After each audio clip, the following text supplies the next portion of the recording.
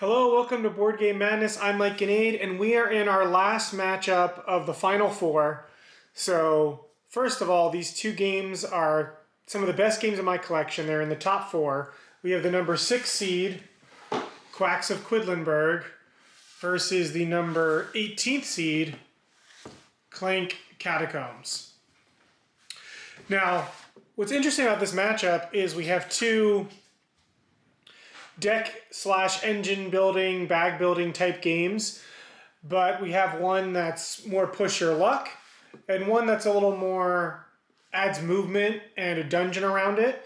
If you want to learn more about what these games entail, go back and check our other videos, but it's interesting that as these things have delved down, we have two games that are pretty closely tied together as far as mechanics go, sort of going head to head. Although I do think that the structure of the games makes them feel very different. So let's start off with production. And we've covered a lot of things in this game. This is me sort of going through each section and trying to pick the best aspects of production for sort of each subcategory that I can think of to try to keep this as by the book as possible. But Quacks of Quendlinburg, let's talk first about the illustrations and artwork. I've mentioned in previous videos that this art style is not for me, and in general there aren't a lot of illustrations in this game. You have the ingredients for the bags. Each chip of those is very well designed and the ingredient is clear, making the icon sort of clear to play the game. And I really like the ingredient books. The pots look fine. The overall graphic design is fine, but I don't particularly care for the artwork. Luckily, the artwork isn't really that prevalent. It's basically on the cover and on the scoring board only. Has some nice wooden components to track where you are.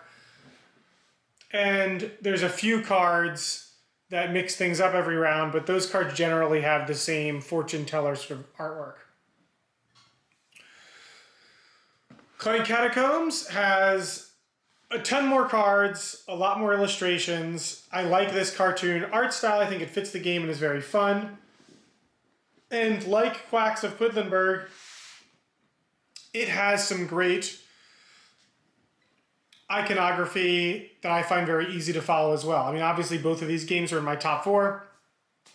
So I think both of them do a lot of things right. I do think when you're looking at production, this gives you cards, the catacomb boards, custom adventurer meeples for each thing. I do think Clank gives you a little bit more for your dollar and is the better game as far as production goes than Quacks. Quacks is mostly punch board, very few cards. This mixes things up a little bit more. It has just as much punch board, if not more, with all the secrets and the treasures you put on the board as well. But I definitely would have to go to production with Clank. I think it's pretty straightforward. Let's go on to game mechanics, because I think here is where things get a little more interesting. As you can see from this box on the front, it's won the Spiel des Jahres award. It's got these awards from the content creators, both Shut Up and Sit Down and Dice Tower. It's got a Golden Geek Award. This has won a ton of awards, especially when it came out back in 2018. And I think it deserves it. It's a really fun push your luck game. And because there's a limited number of ingredients, you're never overwhelming players with like too many choices of what to build your bag around. And the push your luck nature of it sort of adds a lot of fun and excitement to the experience, I think. I do think this game relies a little bit more, has a little bit more of the luck of the draw going for it, or you feel like there's more luck of the draw because busting in a round does really hurt you. Whereas in Clank, pushing your luck is going to lead to bad card draws. You're going to put more Clank in the bag, and you can have bad luck when it comes to the Clank, but you're always pushing your luck with that as well. So I just feel like you have more control over the Clank in Clank Catacombs than you do over the cherry bombs in Quacks. Although in both cases, I think you have a decent number of control with agency by adding more ingredients or by avoiding Clank and generating that clank while you're moving around the dungeon in Catacombs. So while both have this random element, and if you're really averse to it, avoid these games, both of them, I think, give players a lot of good agency over how to deal with it and mitigating the luck of that draw. But there is a luck of the draw element to both of these, for sure. So just keep that in mind. My inkling, just sort of off the bat with gameplay, is to sort of call this one a tie. I think both games do what they set out to do really well. If I was looking for negative points, I would say that the setup for Clank and putting out all the things on the board is a little tedious. It's not horrible, especially with the catacomb boards. It makes it a little bit more digestible than having to set up the whole board with all the secrets in games past. This, you sort of do it as you go, which makes it a little more palatable. And my big critique over Quacks would be that I think the game can go on 1 or 2 rounds too long. Like, it overstays its welcome for what it is by a round or 2. I think it's, 1, 2, 3, 4, 5, 6, 7, 8. I think it's like 8 rounds, and it could be 6 rounds. 6 rounds would be more than enough, and I think be a good stopping point as well. So that goes on. This goes on a little bit too long. This is really exciting. It does have player elimination potentially, where one player is simply not playing for 2 or 3 turns, which always sucks. Although the game does a good job of balancing, giving that player a job to do the dragon attacks every turn. And by having a dragon attack every turn, the game will end pretty quickly after that. It's really a matter of just the last few people getting out of the dungeon or not. But it still stinks. Player elimination is not a great thing to have. It does it better than any other game I've seen it do. But they each have their flaws. But they're both great games if you're willing to look past these flaws. So mechanics-wise, I really don't think I really can't choose one over the other. I sort of think the other categories should dictate what moves forward, because I think from a gameplay side of things for both these games, really depends on my mood which one I'd play. I'd be hard pressed to pick one above the other. So I'm gonna push this category, and we're gonna go on to theme, because theme's gonna be a quick one. I've mentioned in previous videos where Quacks has gotten through that the art style and theme isn't particularly alluring to me, and head-to-head against this fun cartoon dungeon crawler, this theme is definitely the loser. I'm not even going to dwell on it. Watch our previous videos, but being a kooky character that looks like this dude on the front making crazy potions is not an appealing theme to me.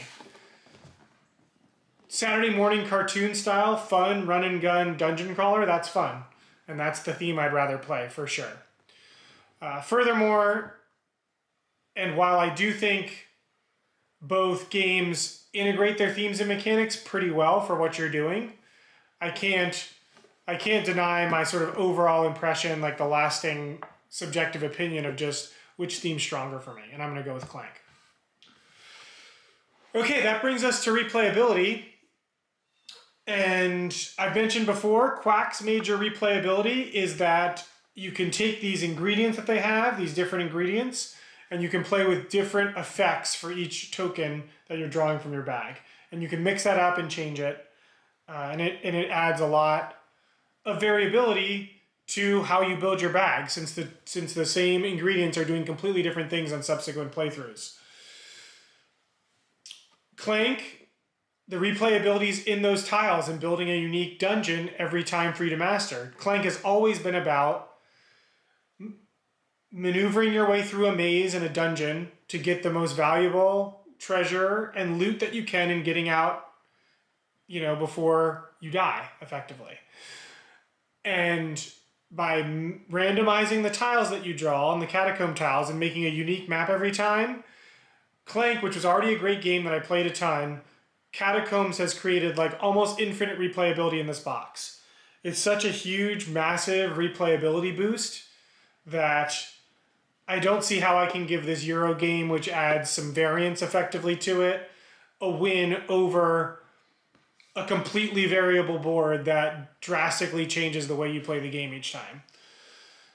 The way the tiles come out, the way you can manipulate them and connect paths together to create new routes through the dungeon every time you play, makes this game so much more replayable than any other Clank before it, and is why it's my favorite in the series, like by far. The center deck seems just as interesting as games before, but it's really the catacomb boards and creating that maze that puts Clank above and beyond. But again, even if I kept this equal, even if I said they were tied in replayability, Clank is clearly winning in the production and theme side of things. And when the games are so close with replayability and game mechanics, you know, it leaves us with a clear winner here. The fact that I think replayability is better in Clank just makes it all the more reason it's going on. But Clank Catacombs is going to go on to our championship. It's at least my second favorite game in my collection, maybe my favorite, I'm not sure. But it's going to go head to head with our other game, Pandemic Legacy Season 0, in our video tomorrow. If you've made it this far in our series, thank you so much for subscribing and commenting along the way. It's been a lot of work, and we look forward to finishing it out and crowning a champion in our next video. I hope you'll join me then. And ahead of the video, I'm going to cover a few of the games that lost early, and I think they just had tough matchups and could have gone a lot further had the seeding been a little bit different. But I'm going to cover a few other games, sort of hidden gems that we sort of passed on in the first round and didn't get to cover as much before we go on and crown that winner in our next video. So thanks so much for watching and following along with us in this journey, and we will see you tomorrow for our final video in the series. Thank you again.